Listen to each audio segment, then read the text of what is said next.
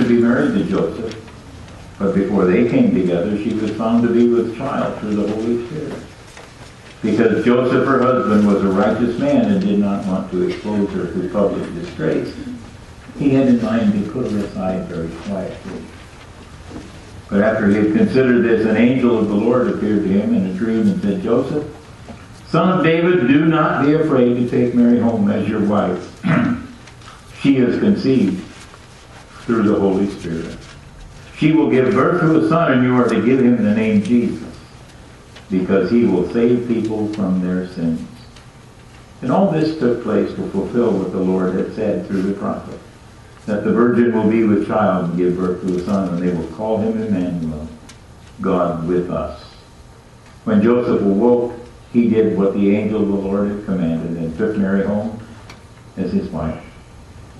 But he had no union with her until after her son Jesus was born. And Joseph had named him as God had called. A word from the Lord in the house of the Lord.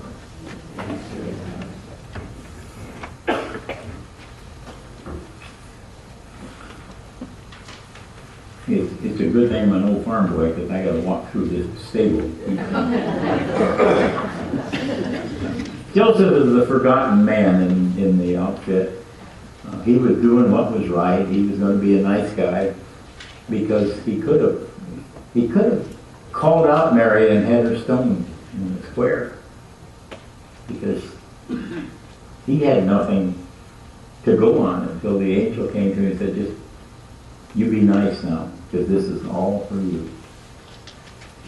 We have calls from God that are similar, that we don't recognize as being calls from God. We volunteer to do something, and when you get done, it just feels so good to have been part of it. So wonderful to have been put in a position where God could use you. Yeah, we look at and we say, but I don't have any time. I mean, I'm so busy, I just can't do those kinds of things.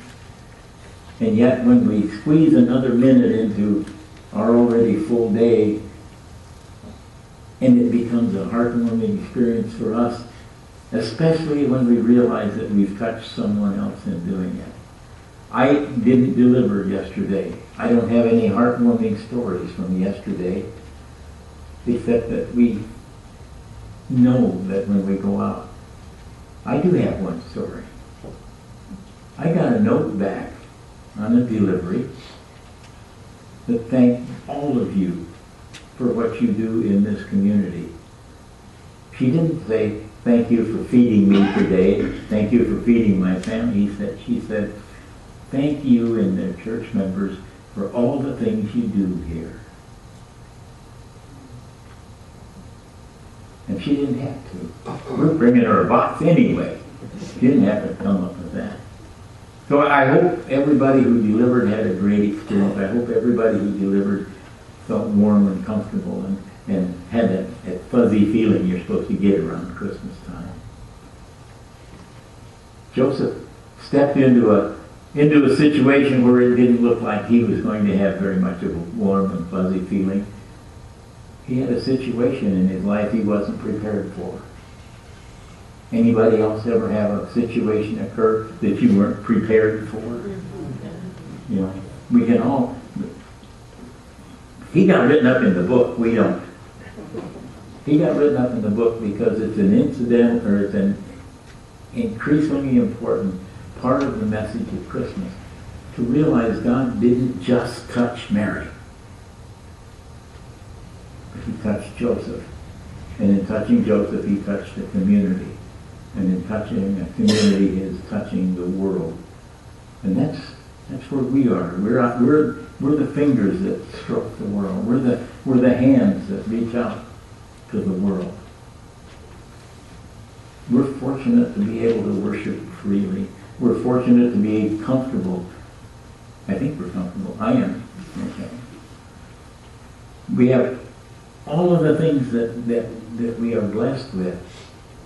We're talking about next Sunday. We're having a Christmas dinner that's just almost as good as Grandma's. Almost as good as Grandma's. We get a lot of fingers in the pie. We get a lot of carvers in the kitchen. And then when we sit down to eat, we have an opportunity to truly share that blessing with whoever we sit with.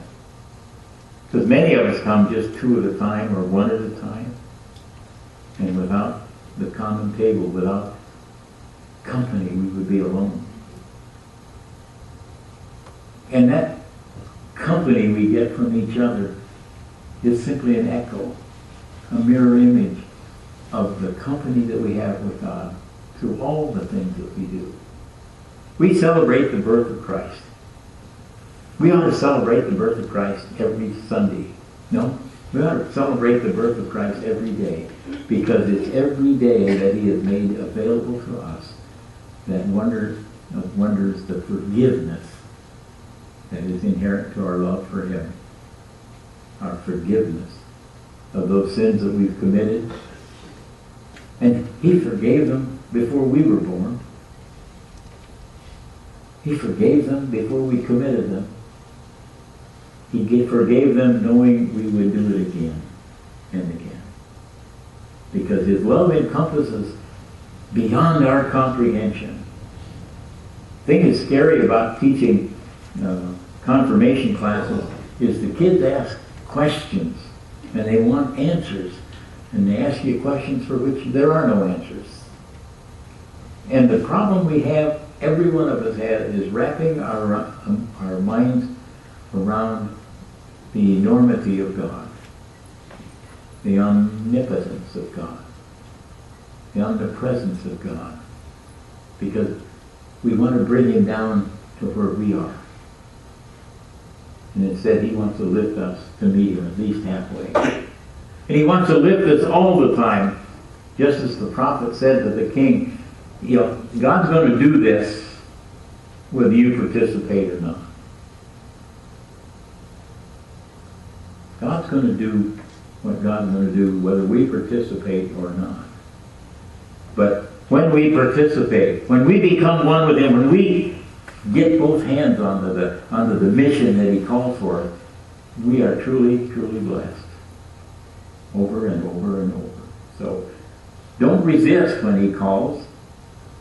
Don't even resist when I call.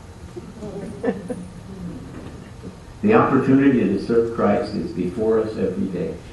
You will each have an opportunity today to demonstrate the love of Christ. It may be to your spouse, maybe to another family member, it may be to somebody you don't even know right now. Somebody who you'll come in contact with at Smith or at Walmart or wherever you're going to go to finish up your Christmas shopping.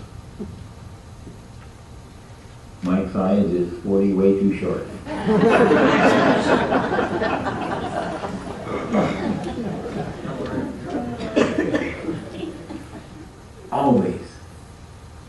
Always remember, Joseph had no choice.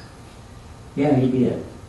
Even after he was spoken to by an angel, he could have said no. And then God would have had to change His plan that He had at that moment. But God's pretty persuasive when He gets into your head. God's pretty persuasive when He finds that button that turns you on to be His and His alone. So don't resist. Say yes. Don't resist. Join in. Don't resist. Love one another. Amen. 224. Good Christian friends, rejoice. You stand with me.